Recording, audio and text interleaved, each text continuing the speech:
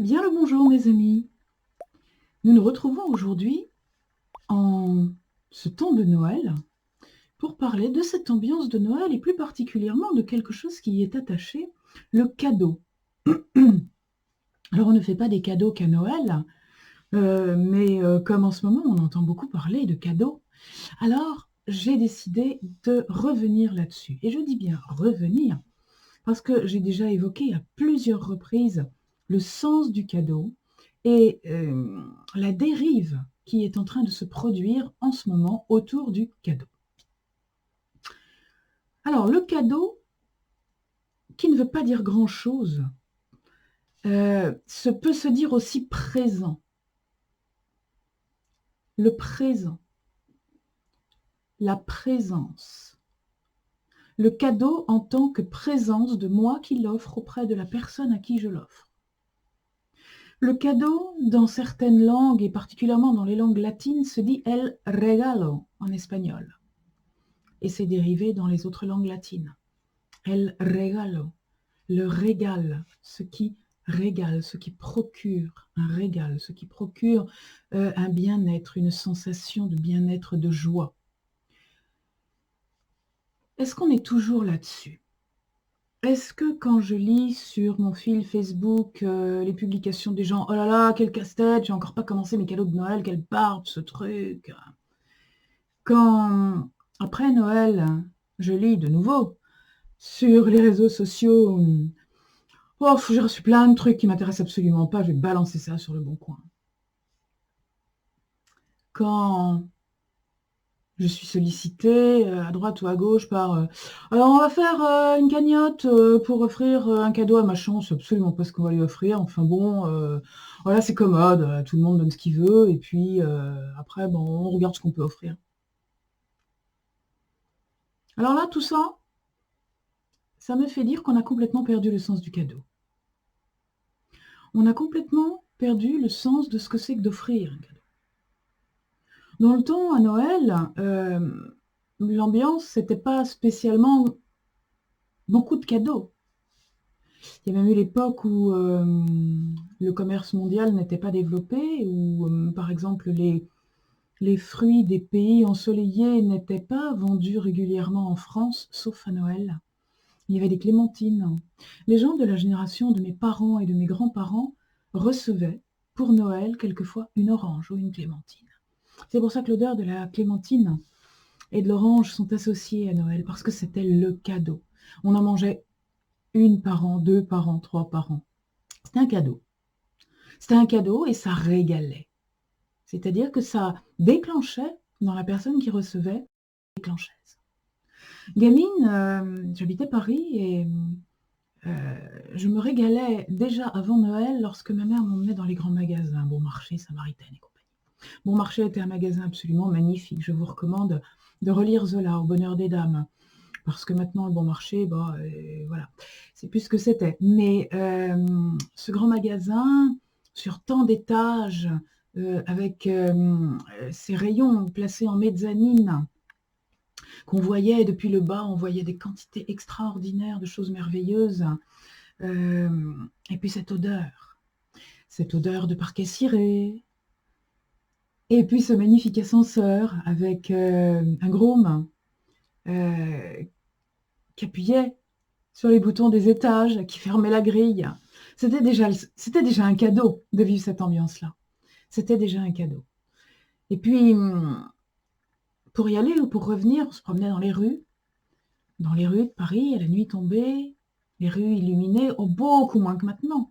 Mais justement, c'était magnifique parce que chaque illumination était un cadeau.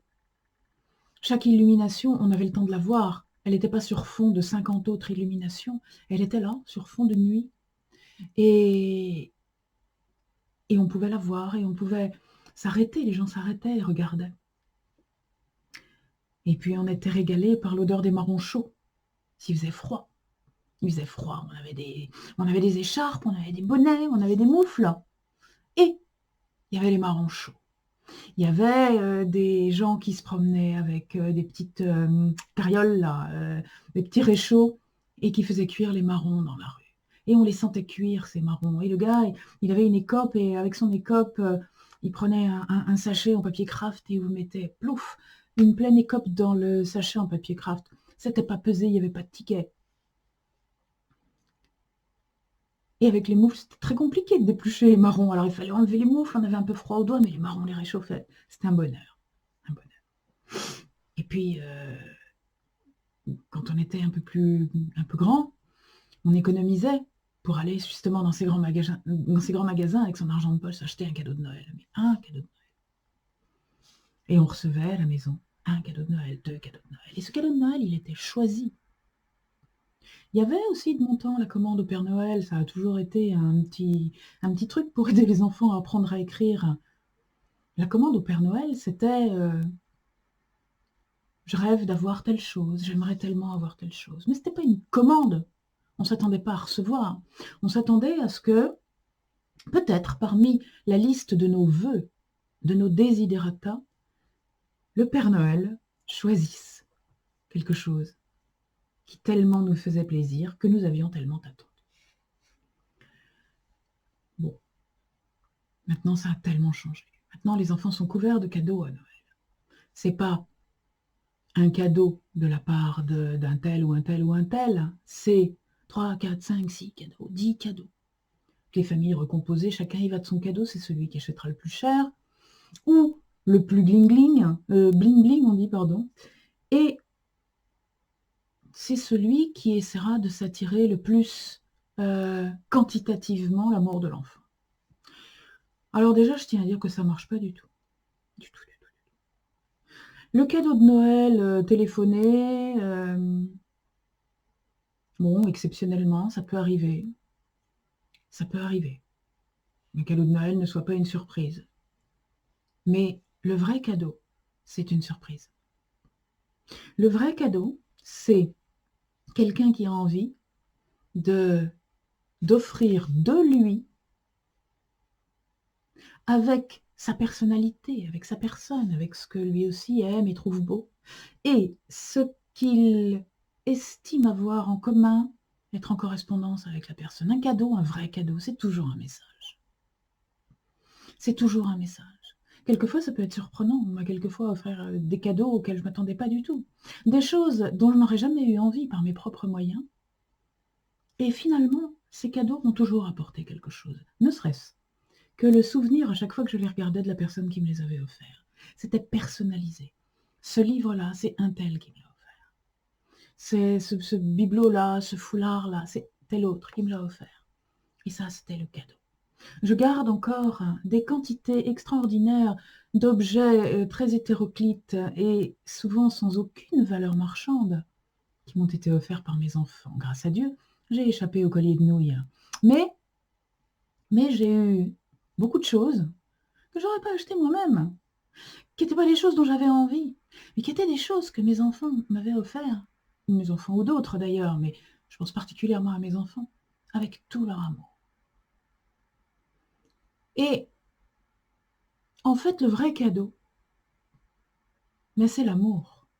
Le vrai cadeau, c'est pas le support matériel par lequel on vous offre l'amour, c'est l'amour. Et tous ces cadeaux offerts sans amour, tous ces cadeaux purement matériels, font pas plaisir. J'irais même jusqu'à dire qu'ils font mal. Alors moi, c'est vrai que ça me fait mal quand j'entends les gens dire mon père, ma mère, mon mari, mon je sais pas quoi, m'a offert un truc, ça me plaît pas, je vais le revendre sur le bon coin. Ça me fait mal. Ça me fait mal pour la personne qui l'a offert. Parce que c'est un total déni de son geste d'amour. Totalement. Il vaut mieux offrir un dé à coudre. Il vaut mieux offrir 2 biscuits emballés. Il vaut mieux offrir, comme j'ai connu quelqu'un qui le faisait, quelqu'un de très peu de moyens, un tube de dentifrice. Ou quelque chose de consommable parce qu'on sait que la personne à qui on va l'ouvrir va le déguster. Et qu'on a pensé. C'est ça qui lui plaît. C'est ça qu'elle va aimer. Lorsque vous offrez des chocolats, ce qui est important, c'est pas la boîte de chocolat. C'est d'avoir pris soin chez le chocolatier de lui faire trier les chocolats pour que dans le ballotin, la personne ne trouve pas ce qu'elle n'aime pas. Le ballotin de chocolat avec tout mélangé, ça c'est pas un cadeau. Le cadeau de ballotin trié spécial chocolat au lait parce que la personne n'aime pas le chocolat noir, ça c'est un cadeau. Voyez-vous? Les deux sont des chocolats. Les deux vont avoir coûté le même prix. Dans un cas, la personne qui offre aura pris le truc en disant bah, « pouf, j'offre des chocolats ». Dans le deuxième cas, la personne aura offert un geste d'amour, un geste de considération. Parce que c'est ça le cadeau. Je pourrais prendre 1000 exemples, mais je n'ai pas envie de vous prendre sur le temps de l'Avent. Je vous laisse aller traîner peut-être un peu, pourquoi pas sur Internet d'ailleurs, pour avoir le coup de cœur. Le coup de cœur de l'objet qui va véhiculer votre amour vers la personne à qui vous avez envie de le témoigner. Ça, c'est un cadeau. Ça, c'est un présent. Vous serez présent dans ce cadeau. Votre considération et tout ce que vous aurez pensé, tout ce que vous aurez mis en œuvre pour que ce cadeau plaise et soit aimé, ça, c'est votre présence, c'est le présent. Et j'espère de tout cœur que la personne à qui vous allez l'offrir aura le cœur suffisamment ouvert et suffisamment plein d'amour aussi pour ressentir l'amour que vous lui envoyez. Et si ça n'est pas le cas, ne baissez pas les bras. Continuez à attendre que cette personne ait le cœur ouvert. Et le jour où elle aura le cœur ouvert, alors là, par cette porte grande ouverte, vous pourrez faire entrer une pleine brouette de cadeaux d'amour.